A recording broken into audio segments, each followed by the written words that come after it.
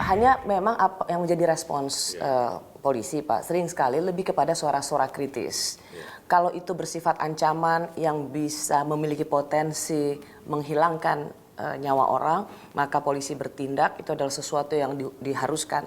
Tetapi kalau misalnya mengkritik gitu, polisi sering sekali mendapat cap pembungkaman pada suara-suara kritis. Para aktivis mengatakan di pemerintahan ini suara-suara kritis itu dibungkam dengan cara akun sosial mereka diretas. Nah, polisi sendiri tidak saja dianggap ikut membungkam suara kritis, tapi peretasan akun-akun media sosial aktivis ini tidak mendapat tempat untuk diselidiki oleh polisi. Apa penjelasannya, Pak? Sebenarnya sih terkait dengan peristiwa-peristiwa peretasan beberapa waktu yang lalu, kita memberikan ruang untuk yang dirugikan atau masyarakat yang dirugikan untuk melaporkan, dan saya kira semuanya mendapatkan hak yang sama ya, karena memang kita tidak boleh membeda-bedakan sebagaimana prinsip equality before the law, tapi kecenderungannya selama ini agak kurang. Kita sudah buka ruang, tapi mereka tidak mau melapor. Tidak ada yang melapor. Tapi kalau ada yang melapor pasti kita proses, karena kita juga tentunya sesuai komitmen kita bahwa tidak ada pembedaan antara apakah ini aktivis ataukah ini siapa, ataukah semuanya saya kira memiliki hak yang sama. Terkait dengan masalah kritik ini pun kita juga rubahlah wajah kita, bagaimana kemudian jangan sampai polisi ini dicap anti kritik. Memang perlu banyak perbaikan di lapangan, karena memang merubah mindset tidak mudah. Salah satunya bagaimana kemudian saya mengajarkan kepada anggota bahwa kita harus melihat kritik itu sebagai masukan. Beberapa waktu yang lalu kan kita mencoba lomba mural ya, lomba mural. Waktu itu awal-awal yang ikut sedikit pada saat mulai dibuka, karena masih ada anggapan bahwa takut, Pak. Ya, katanya ini jebakan ini. Jebakan Batman. Kalau nulis malah nanti ketahuan loh, ini yang selalu nulis.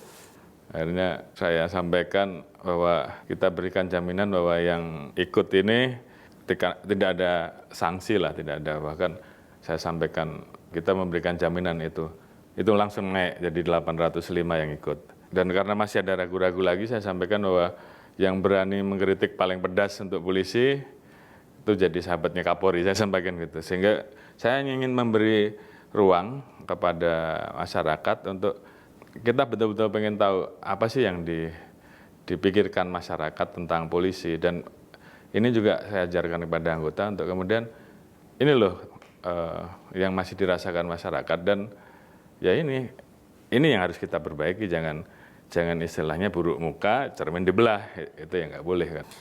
Pak Kapolri, ilustrasi yang Bapak Kapolri terangkan tadi soal sayembara mural tapi orang pada takut karena takut ini malah jebakan, ini menarik Pak, karena ini membuka mata kita Pak, bahwa memang ada kecenderungan masyarakat jadi takut.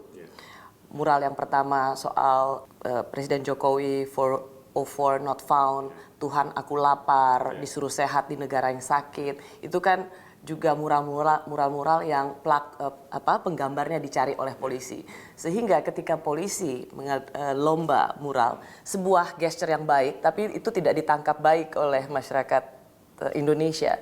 Jadi apa evaluasi Pak Kapolri? Bahwa apakah benar kalau masyarakat itu takut kritik Pak? Karena kalau enggak, pasti akan berhadapan dengan polisi.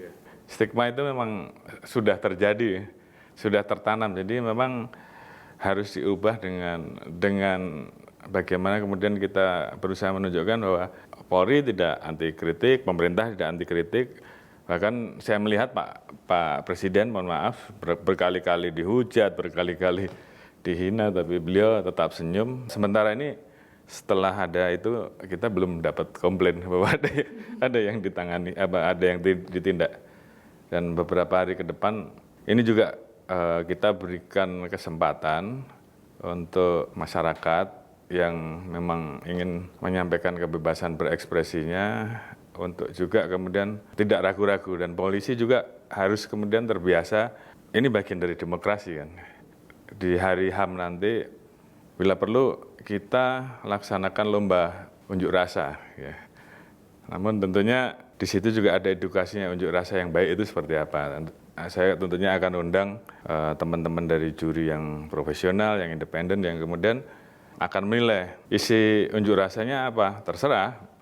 Mau bicara tentang polisi boleh, bicara tentang pemerintah boleh, karena kan itu bagian dari kemerdekaan mengemukakan pendapat, tapi paling tidak ada interaksi yang kemudian dibangun supaya masyarakat paham bahwa Polri tidak melarang hal-hal yang seperti itu. Kita berikan ruang, ya.